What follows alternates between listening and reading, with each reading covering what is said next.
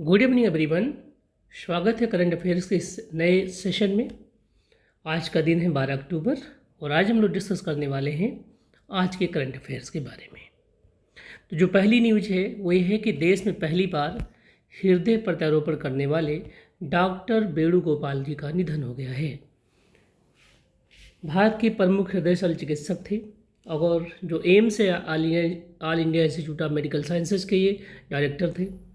Doctor P Venugopal का निधन 8 अक्टूबर 2024 को 82 वर्ष की आयु में हुआ। उन्हें भारत का पहला हार्ट ट्रांसप्लांट करने का श्रेय दिया जाता है और उन्होंने अपने करियर में 50,000 से अधिक हार्ट के ऑपरेशन किए, जिससे उनकी चिकित्सा क्षेत्र में योगदान का प्रभाव बहुत ही अतुलनीय है। एक जगह है ये जो आपको अफ्रीका द्वीप प्रायद्वीप है उसमें रवांडा में मार्बर्ग वायरस का प्रकोप। रवांडा में हाल ही में मार्बर्ग वायरस के प्रकोप ने गंभीर चिंता पैदा कर दी है। सितंबर 2024 के अंत तक स्वास्थ्य अधिकारियों ने 26 मामलों की पुष्टि की है, जिनमें 12 मौतें शामिल हैं। इनमें से 80% से अधिक मामले स्वास्थ्य कर्मियों में पाए गए हैं, जो इस वायरस के मानव से मानव संचार के जोखिम को बढ़ाते हैं, क्योंकि जो बीमार होगा वो जाएगा स्वास्थ्य कर्मियों के पास और जो उनके अगर कोई नियर डियर जाते तो उनको भी आसानी से फैल जाएगा। मार्बर्ग वायरस रोग MVD एक अत्यधिक संक्रामक बीमारी है जो गंभीर रक्तस्रावी बुखार का कारण बनती है। और वैसे भी साउथ अफ्रीका में इससे पहले भी जानलेवा इस तरीके के बीमारियां पाई गई हैं पहले भी। विश्व प्रवासी पक्षी दिवस 2024 बहुत इम्पॉर्टेंट है। मैंने फिर से कहा था कि पहले भी कहा है कि जो दिवस होते हैं, जो डेज होते हैं इम्पॉर्टेंट, उन्हें ज़रूर याद करिए, क्योंकि आपके एग्जाम में आना ही आना है। पूरे साल में मुश्किल से 20 से 25 इंपॉर्टेंट डेज हैं, उनमें से एक क्वेश्चन या दो क्वेश्चन कई बार आ जाता है। विश्व प्रवासी पक्षी दिवस WMVD एक द्विवार्षिक वैश्विक कार्यक्रम है जो प्रवासी पक्षियों और उनके आवासों के संरक्षण के महत्व के बारे में जागरूकता बढ़ाने के लिए मनाया जाता है। 2024 में ये दिन 11 मई और 12 अक्टूबर को मनाया जाएगा, जो पक्षियों के प्रवासी चक्रों की महत्वपूर्ण तिथियों को दर्शाता है। इस वर्ष की थीम पक्षियों के लिए कीड़े थीम भी पूछ लेता है PCS में, जो प्रवासी पक्षियों के लिए कीड़ों के महत्व को उजागर करता है और Uttar Pradesh higher education commission में UP PCS को कॉपी करता है। बहुत बढ़िया क्वेश्चन बनाता है। और अगर आप चाहते हैं कि सिलेक्शन हो तो आपको 30 में से कम 22 या 23 क्वेश्चन सही करने हैं। उत्तराखंड में होंगे 38वें राष्ट्रीय खेल। भारतीय ओलंपिक संघ जो IOA है ने 38वें ग्रीष्मकालीन राष्ट्रीय खेलों की मेजबानी के लिए उत्तराखंड का चयन किया है, जो 28 जनवरी से 14 फरवरी 2025 तक आयोजित होंगे। और इस आयोजन उत्तराखंड के लिए एक महत्वपूर्ण मील का पत्थर है, क्योंकि ये पहली बार इस प्रतिष्ठित खेल महोत्सव की मेजबानी करेगा। इसके साथ ही आगामी शीतकालीन खेलों की मेजबानी जम्मू और कश्मीर तथा लद्दाख के बाहर पहली बार होगी, जो नए अवसरों को खोलने का संकेत है। अगला न्यूज है अंतर्राष्ट्रीय आपदा जोखिम न्यूनीकरण दिवस, international day for disaster risk reduction. और ये है कब? 13 अक्टूबर। देखिए इधर, अंतर्राष्ट्रीय बालिका दिवस हर साल 11 अक्टूबर को मनाया जाता है, जो लड़कियों के सामने आने वाली अनोखी चुनौतियों और उनके बेहतर भविष्य के दृढ़ संकल्प को दर्शाता है। इसके साथ ही अंतर्राष्ट्रीय आपदा जोखिम जो न्यूनीकरण दिवस है IDDRR 13 अक्टूबर को मनाया जाता है। ये वैश्विक कार्यक्रम संयुक्त राष्ट्र की अगुवाई में प्राकृतिक और मानव निर्मित आपदाओं के कारण होने वाले नुकसान को कम करने के लिए रणनीतियों को बढ़ावा देता है। क्योंकि इस बार आपने देखा था उस सुरंग में बहुत सारे मजदूर फंस गए थे, तो वह एक तरीके का चर्चित न्यूज़ बन गया है और उससे रिलेटेड ये जानकारी है, तो इसके आने के बहुत प्रबल चांस हैं आपके एग्जाम में। कैमूर बिहार का एक जगह है। कैमूर को बिहार का दूसरा टाइगर रिजर्व बनाने की मंजूरी मिल गई है। केंद्र सरकार ने कैमूर जिले में बिहार के दूसरे बाघ अभ्यारण्य के लिए सैद्धांतिक मंजूरी दी है, जो कैमूर वन्य जीव अभ्यारण्य KWLS को बाघ अभ्यारण्य के रूप में विकसित करने के प्रस्ताव पर आधारित है। पहले से केवल पश्चिम चंपारण में वाल्मीकि टाइगर रिजर्व था, जो वर्तमान में 54 बाघों को आश्रय दे रहा है, जबकि इसका आदर्श सीमा 45 है। NTCA ने KWLS को बाघ रिजर्व के रूप में नामित करने की मंजूरी दी है। अगला है 44वां और 45वां आसियान शिखर सम्मेलन वियंतियाने लाओस। ये लास्ट न्यूज में भी था। में शुरू हुआ था। 44वें और शुरू हुआ है 44वें और 45वें आसियान शिखर सम्मेलन का आयोजन 9 अक्टूबर को लाओस के वियंतियाने में हुआ, जिसका विषय आसियाना कनेक्टिविटी और लचीलापन बढ़ाना था। लाओस के जो राष्ट्रपति हैं कौन थे? थोंगलून सिसोउलिथ ने सदस्य देशों को शांति, स्थिरता और सतत विकास सस्टेनेबल डेवलपमेंट को बढ़ावा देने के लिए बहुपक्षवाद की प्रतिबद्धताओं को सम्मान करने की आवश्यकता पर जोर दिया है। उन्होंने पिछले 57 वर्षों में आसियान की सफलताओं और आसियान मार्ग, ये बहुत इंपॉर्टेंट है, आसियान कंट्रीज जो हमारे उसार कंट्रीज के महत्व का उल्लेख किया है, जो क्षेत्र के सामाजिक आर्थिक विकास के लिए आवश्यक हैं।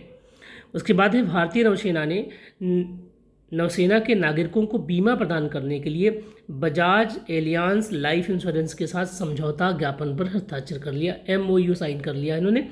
2024 को नौसेना नागरिकों का वर्ष के रूप में घोषित करते हुए, ये बहुत इंपॉर्टेंट है, 2024 में नौसेना नागरिकों का वर्ष घोषित किया गया है।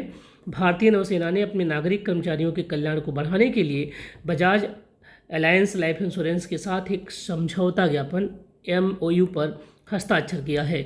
इस पहल के तहत नौसेना के नागरिक कर्मचारियों को प्रतिस्पर्धी दरों पर स्वैच्छिक जीवन बीमा कवरेज, जिसमें टर्म इंश्योरेंस शामिल है, टर्म इंश्योरेंस प्रदान किया जाएगा।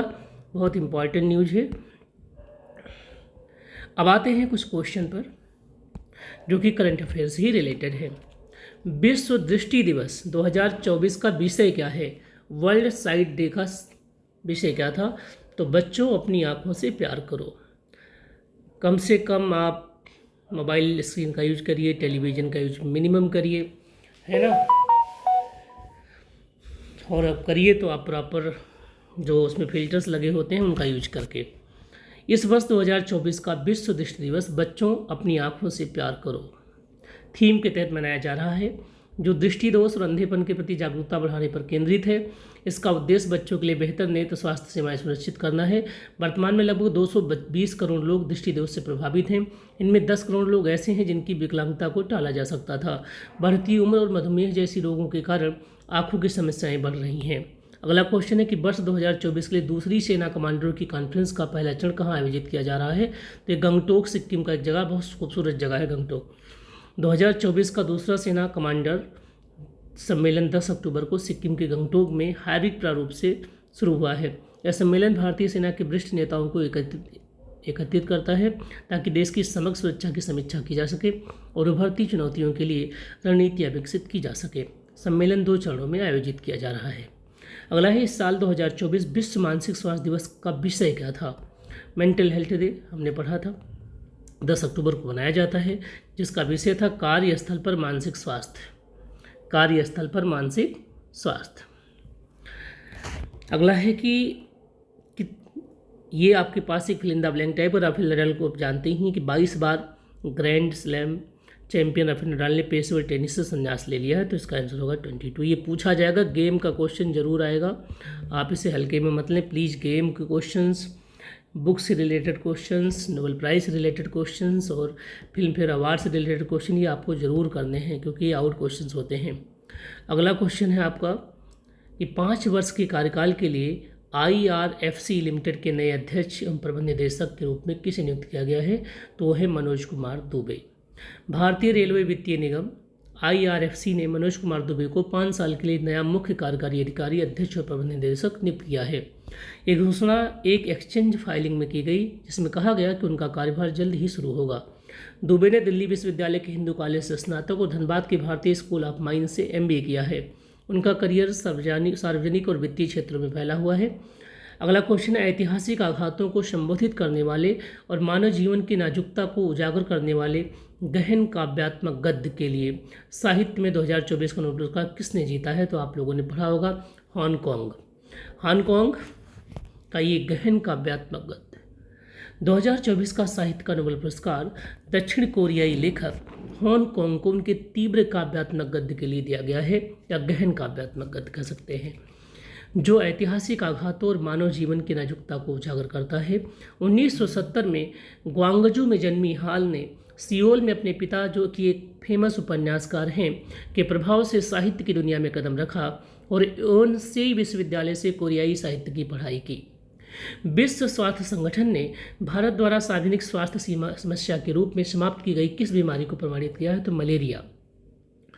WHO ने भारत को ट्रिकोमा को समाप्त करने के लिए ट्रिकोमा, मलेरिया तो भी है, ट्रिकोमा को समाप्त करने के लिए सम्मानित किया, जिससे यह नेपाल और म्यांमार के बाद इस क्षेत्र का तीसरा देश बन गया है। ट्रिकोमा एक क्लेमाइडियल संक्रमण है जो स्वच्छता की कमी के कारण होता है और यह संक्रामक अंधेपन का एक प्रमुख कारण है। WHO की क्षेत्रीय निदेशक शाइमा वाजेद ने भारत की सफलता का श्रेय सरकार के नेतृत्व और स्वास्थ्य कर्मियों की प्रतिबद्धता को दिया। अगला क्वेश्चन है कि बिहार का दूसरा बाघ अभ्यारण्य कहाँ पर स्थापित किया जा रहा है? तो अभी आप लोगों ने पढ़ा था कि कैमूर। आगे देखते हैं हम लोग, कुछ वन लाइनर क्वेश्चन है हमारे पास, उनको देखते हैं। विश्व दृष्टि दिवस 2024 का विषय क्या है? तो अभी हम लोगों ने देखा था, क्या था? बच्चों अपनी आंखों से प्यार करो। आपको ज़्यादा न्यूज़ नहीं पढ़ना है, इम्पॉर्टेंट पढ़ना और बार बार पढ़ना है, जिससे आप अपने एग्ज़ाम में श्योर सेलेक्ट हो जाए। आप बहुत ज़्यादा पढ़ेंगे लेकिन उनका रिवीजन नहीं करेंगे, उन्हें बार बार नहीं पढ़ेंगे तो आपको रिकैप नहीं रह जाएगा।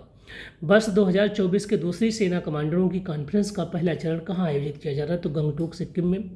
इस साल विश्व मानसिक स्वास्थ्य दिवस का विषय क्या था? कार्यस्थल पर मानसिक स्वास्थ्य। और आप जानते हैं कि 22 बार ग्रैंड स्लैम चैंपियन रहे हैं राफेल नडाल। 5 वर्ष के कार्यकाल के लिए IRFC लिमिटेड के नए अध्यक्ष कौन बनाए गए? मनोज कुमार दुबे। ऐतिहासिक आघातों को संबोधन करने वाले और मानव जीवन की नाजुकता को उजागर करने वाले गहन काव्यात्मक गद्य मतलब नोबेल प्राइज किसको मिला? हांगकांग को। विश्व स्वास्थ्य संगठन ने भारत द्वारा सार्वजनिक स्वास्थ्य समस्या के रूप में समाप्त की किस बीमारी? ट्रेकोमा। बिहार का दूसरा अभ्यारण्य कहाँ पर स्थापित किया जा रहा है? तो कैमूर में। प्रधानमंत्री मोदी ने इंडस्ट्री 4.0 के लिए जो IIS Indian institute of skill की जो स्थापना की है वो मुंबई में की है। आकलन वर्ष 2024-25 के लिए कितने टैक्स ऑडिट रुपये दाखिल किएंगे? 34 लाख के, बहुत बड़ा, अपने आप में बहुत बड़ा